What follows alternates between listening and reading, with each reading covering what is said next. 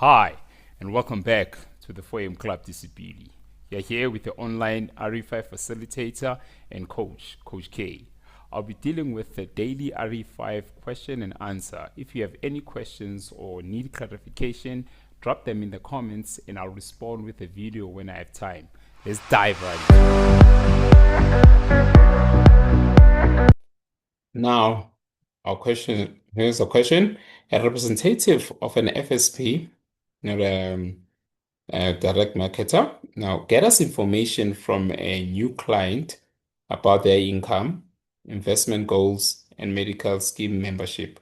However, the client refuses to disclose their risk appetite or past investment experience. Okay, now the representative, under pressure to close the sale, proceeds with advice based on the available data and recommends a product that has historically performed well for similar clients. Okay, now it says the question is, which of the following best describes, all right, the most critical FAIS Act compliance failure in this scenario?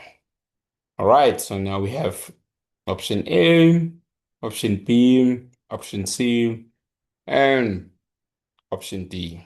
Okay, now let's break down why the wrong answers are wrong and why only one is right. Okay, so here we'll start with option A. Okay, the rep conducted a partial needs analysis and continued with advice without suggesting the client seek a second opinion from another authorized provider. Now, the rep didn't refer the client to another authorized FSP. All right. Now this is incorrect, and we'll talk about it.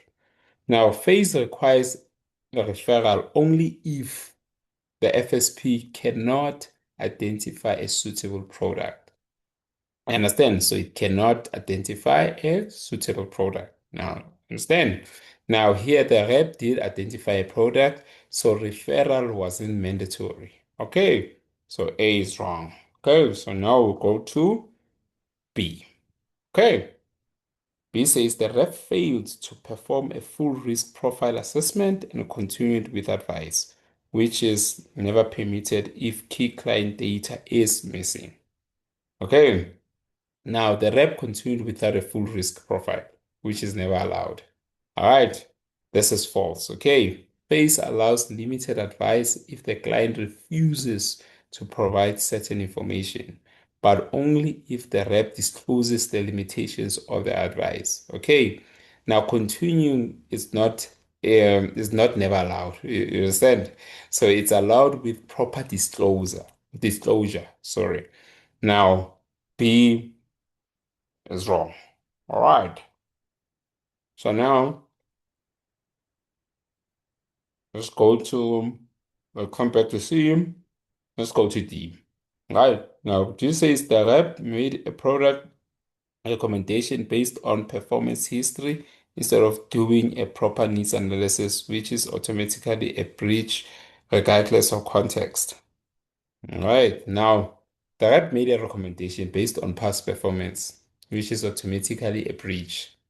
Okay, now this is not true. Okay, recommending a product based on past performance is not automatically a breach. Okay, as long as the product is still appropriate for the client's needs and risk profile.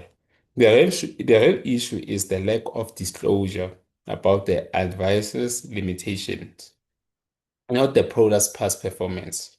So now, D is also wrong.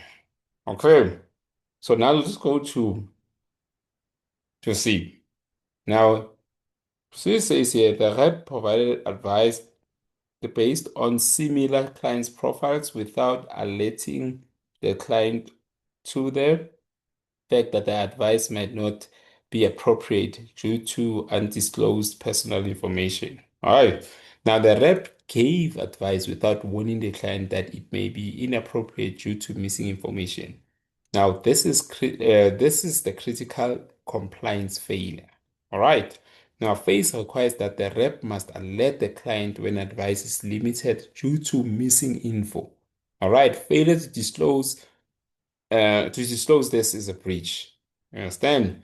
Now C is correct. All right.